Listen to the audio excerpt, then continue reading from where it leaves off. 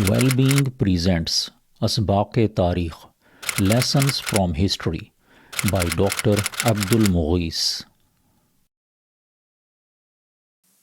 تصور کریں کہ آپ 27 سال ناانصافی کی جیل میں گزارتے ہیں، اپنے خاندان سے دور، بنیادی آزادیوں سے محروم، لیکن پھر بھی اس سب کے دوران امید کا دامن تھامے رکھتے ہیں۔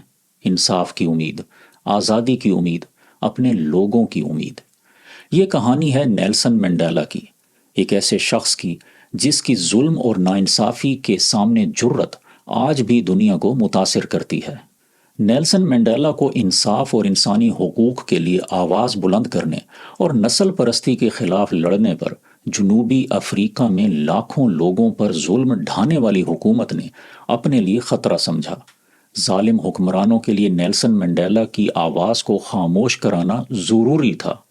اس لیے کمپرومائزڈ عدالتوں کے ذریعے 1964 میں نیلسن منڈیلا کو عمر قید کی سزا سنائی گئی۔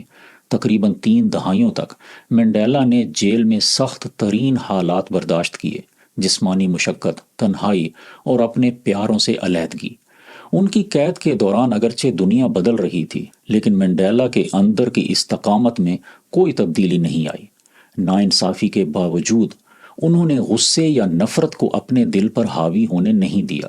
ان سالوں کے دوران جنوبی افریقہ کے لوگ اپنی جد و جہد جاری رکھے ہوئے تھے۔ دنیا نے ان پر توجہ دینا شروع کر دی اور منڈیلا ان کی جد و جہد کی علامت بن گئے۔ ان کی قید صرف جنوبی افریقہ میں ناانصافی کی علامت نہیں تھی، بلکہ ظلم کے خلاف مزاحمت میں انسانی جذبے کی عکاس بھی تھی۔ پھر 1990 میں 27 سال کی قید کے بعد نیلسن منڈیلا کو آخرکار رہا کر دیا گیا۔ وہ جیل سے باہر آئے، سر اونچا کیے ہوئے، لیکن کسی تلخی کے بغیر، بلکہ امن، مصالحت اور اتحاد کا پیغام لے کر۔ منڈیلا نے دنیا کو دکھایا کہ انسان کی اصل طاقت صبر، امید، استقامت اور دوسروں کو معاف کرنے میں ہے۔ ہم نیلسن منڈیلا کی زندگی سے بہت کچھ سیکھ سکتے ہیں۔ زندگی بعض اوقات ہم پر بھاری بوجھ ڈالتی ہے۔ ہم خود کو حالات کی قید میں محسوس کرتے ہیں، ناانصافیوں میں جکڑے ہوئے اور اپنی جد و جہد میں تنہا۔ لیکن منڈیلا ہمیں سکھاتے ہیں کہ صبر، استقامت اور امید ہر زنجیر سے زیادہ طاقتور ہیں۔ چاہے راستہ کتنا ہی لمبا کیوں نہ ہو، اپنے اصولوں کو کبھی نہ چھوڑیں۔ منڈیلا نے اپنی اور اپنی قوم کی آزادی کے لیے 27 سال انتظار کیا، اور جب انہوں نے آخرکار اسے حاصل کیا تو انہوں نے انتقام نہیں لیا۔ اس کے بجائے انہوں نے اپنی نئی پوزیشن کا استعمال ایک تقسیم شدہ قوم میں امن قائم کرنے کے لیے کیا۔ آج نیلسن منڈیلا کی مثال نہ صرف جنوبی افریقہ میں بلکہ دنیا بھر کے لوگوں کے دلوں میں زندہ ہے۔ انہوں نے ہمیں دکھایا کہ چاہے لمحہ کتنا ہی تاریک کیوں نہ ہو، مستقبل روشن ہو سکتا ہے اگر ہم اپنے اصولوں کو تھامے رکھیں۔